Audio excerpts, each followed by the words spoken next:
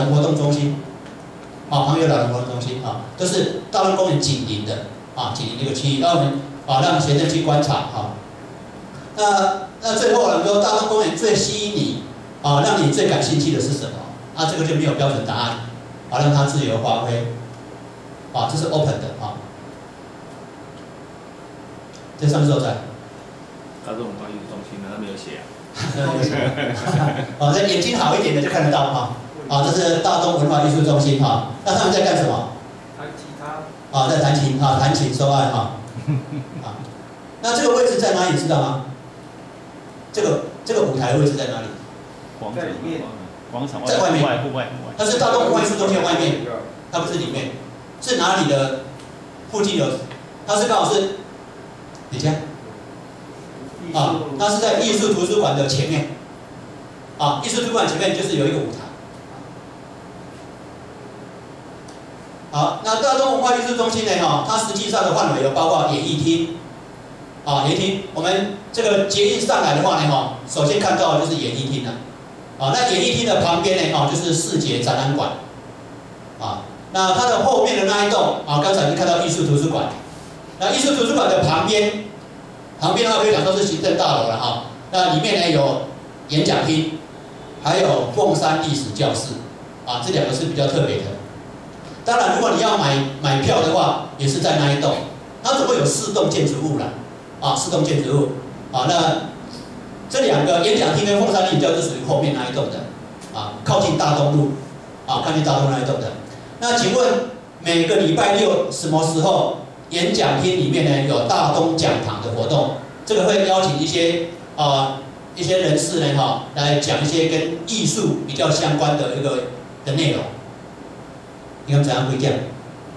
？OK 你如果到文化局到大东文化艺术中心，都可以看到这样的信息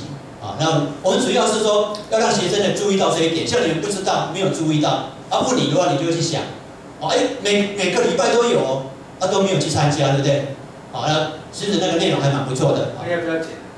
没剪那每个礼拜六、礼拜天的什么时候在艺术图书馆前面呢的广场有艺术表演活动，每个礼拜六、礼拜天都有那过年期间呢还每天都有那我们也问他，让他去找，这个都可以找得到答案的好，再来，请你到艺术图书馆里面去找一本书来阅读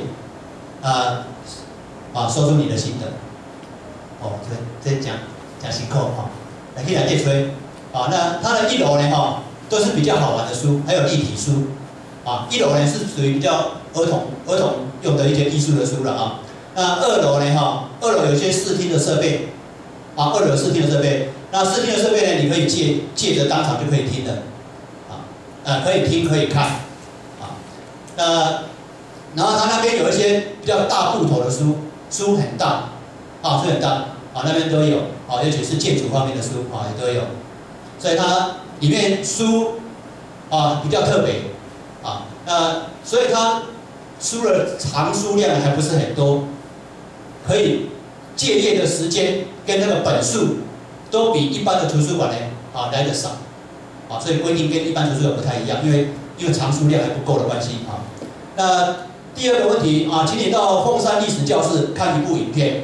它总共有2部影片随便挑一部来看那并说出你的心得那就是让学生呢实际的去操作。它这是从早上10点开始每半个小时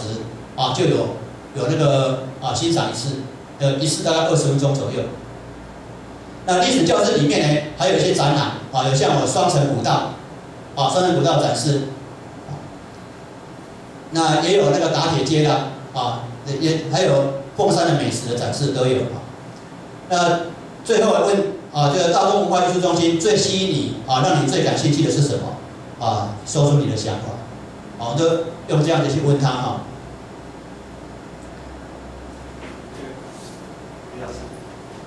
我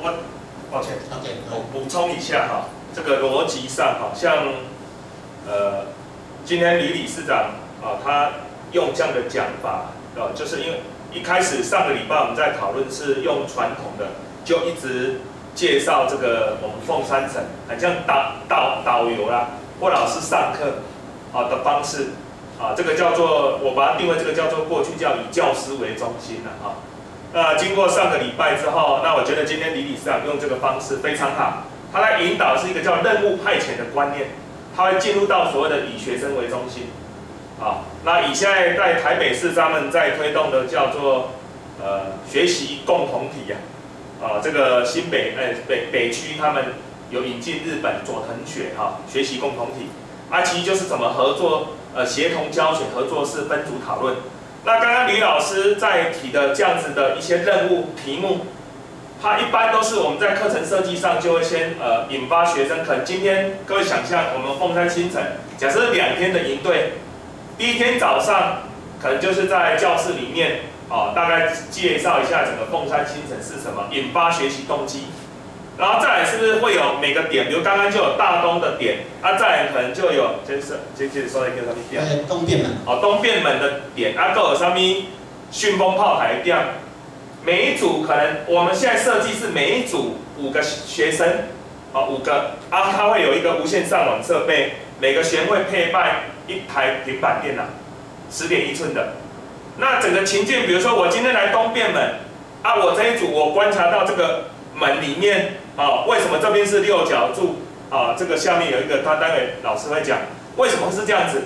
每个学生就会去拍照，他每一组最后是不是在第2天就可以做个报告，分组报告？学习再也不是老师一直教他做什么，而是用任务派遣的方式。我想刚刚吕理事长在提的就是一个任务派遣，我们把它当做就是一个叫以学生为中心的一个学习的方式对，对。就等他播的时候，大概我想了解说，就是这个内容，你是要教几年？是要教几年？就几年级学？其实你只要是4年级以上的小孩子的话呢，都可以接受的。第二个有其他问题，就是有些问题我可能不用到现场，我要用 Google 搜寻的。对啊。是没有错。OK。对，所以我觉得那个任务既然它一定有行动性，就是我觉得是避免问他是什么，因为是什么 Google 关键是爬一个灾。我插一下就是说，有些呢，你还是让他，因为他平板电脑，是一定要是从网络上去找答案，这个也是让他一种学习的，所以这2种都要有，一个是我们给他问题以后，他可以透过网络去找到答案。那有些呢，你必须到实际现场才可以找到答案，有些是没有答案的，你自己要去想，自己要想，所以要多方面都要有，所以问题呢是而且这些问题我是讲做试探，试探，我们试着这样子做，经过不断的修正，修正到一个最好的一个比较好的一个状况，但基本上的话呢，是各种方式的那种提醒呢都要有，我因为不是，如果说你只是呢上网就可以找到全部的答案的，那我们就没有意义了。这2者都要有了，这是我的想法。另外一个，因为我不知道问这个例子教练讲，比如说通常我这个可能会用那个 PBL 或者 Progress 的那种方式，那通常他会就设定说，比如说这个营队他的学习目标，这个任务是这样子没有错，但是他的学习目标是什么，或者说他需要学会的那个衡量他做得到是怎么样子，然后我头仔想到就等于补充，我是感觉的讲，比如说这个问题，刚才知伊的历史嘛，他不能看到，比如说去打角形，那个6角形，他可不可以去量测那个多远多大，距离多少，或者说一起这个厝，一起这个工程用什么材料，这是有科学性的跟数学性，它也要。因为建筑本来就是一个，建筑本身就是一个深的东西。我的意思就是说，这个问题当然这里是安排这些营队安排的。我觉得就是说，除了那个问题外，要看看说衡量的目标，但是有什么可能性？那最好能够，当然，我们虽然是课外的学习，最好是能够跟，比如说9年一贯或12年一贯的学习能力的指标有点对照，至少咱在课程设计上要做这样的呈现。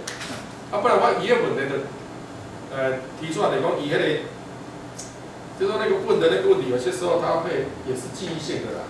对啊，就是没有操作。然后另外一个问题呢，另外一个我觉得这到目前看的感觉上就是说，除了他去行动去问以外，我不知道有没有其他的课程安排，就是说，因为看起来都是个人的学习，而没有团队，就是一定要2个人一起做的东西的活动，2或是一个团队要做的活动，不然的话你只是个人，你一个人其他的这两个，啊，等下可以让大家一起打功课。OK， 我的意思是，好，我相信也是。那这个是很好的一个建议了，好，这个建议哈。那我因为这个时间的关系哈，我只是在1天2天之内呢哈，就临时完成的一个教案，教案哈，所以有很多东西呢哈还没有办法去很充实，而且我们时间只有1个小时的时间可能也没有办法哈提供很多的那个素材，所以。这个我们只是一个试探而已那刚才的意见都很好像比方说要去那个操作操作这个是很好的模式，这可以加进这种题目像比方说我等一下你再看一下就好了这个是这里有看到几个东西第一个这个有东便满那个成本呢那个成本就是东便满那这里有3个字，大家有没有看到？这3个字是哪3个字？跨文去看是跨文了那这个是东湖池嘛东湖池就土地公庙那这边有一个东湖桥那其实旁边还有一个城墙这个旁边还有一个城墙仅剩下一个城墙好，现在看到了，这里就可以量了这个地方就可以量了这是一个6角形的桥墩它是因为台美台风的关系。被台风所留下来的大树大树从凤山溪呢，刚好很好玩的这个凤山溪就是源自于大树了凤山溪的源头就在大树大从那边流过来，真的一棵大树了一棵大树那一棵大树呢那个溪流呢速度很快所以这个冲击力很大，就把这个桥墩呢撞坏了撞坏了。那撞坏了，怎么会在这里？这是把它打捞上来的，从凤山溪的溪流把它打捞上来的那它这个地方呢，已经靠近龙山寺了，靠近龙山寺。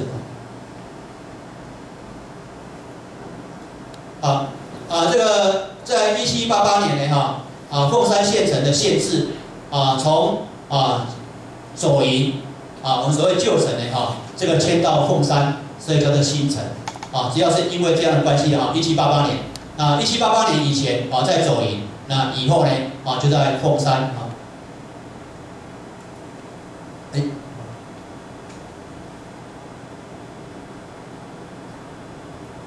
那在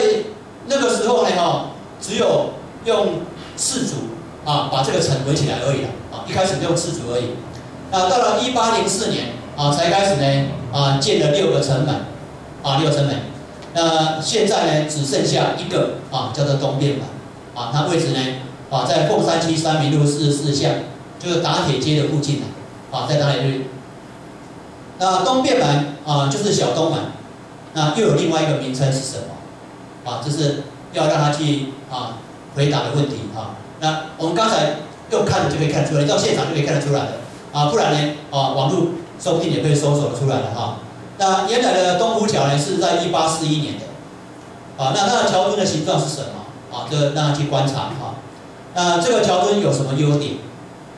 这种形状大家也知道是6角形6角形的优点在哪里？我们目前大部分都是圆形的圆柱形的呢那6角形有什么优点？在清朝时代呢有很多都是6角形的，其实在前镇那边也还有看到一个6角形的桥墩那东湖桥跟水斜仔水桥坝这个捞地下水的它旁边呢的地面上有标示3个字请问是什么？那从这个地方你可以发现到什么？那这地面上有写的它写的是原码头，原码头就那里呢是码头的位置原来码头位置，原来呢这个在清朝的时候，船只可以从高雄港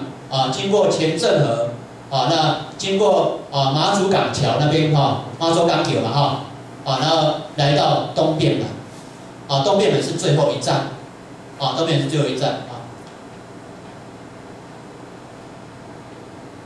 那这个是信丰炮台信丰炮台这很漂亮这个新丰炮台啊，这个很奇怪的啊，这个要上到炮台，这里楼梯这么大，这个跟我们另外2个炮台啊，这个平城炮台啊，跟那个城南炮台，它的楼梯呢差距很大啊。这另外2个炮台，它的楼梯比这里的一半还小啊，还小，而且都有很大的一个斜坡啊，斜坡。那所以有人在讲说，这个炮台原来应该不是这样子的，因为它已经残留了，它残留剩下一点点而已。那他去想象，因为都没有地图了，以前都没有什么设计图，都找得到，就是那些专家学者呢，去想象，认为是这样子，所以就把它修建成这样子的，其实这个还有争议新丰炮台它是1837年。这个由知县曹景呢，为了加强凤山县的防疫，所修筑的这6座炮台，6座炮台，它所以刚好很好记的，有6个城门，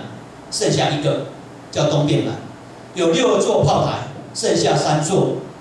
一个是信丰炮台，一个城南炮台，一个平城炮台，剩下这3座信丰炮台呢，它在凤山区中山路龙山寺右侧向内。它建造的材料有老钴石、软石。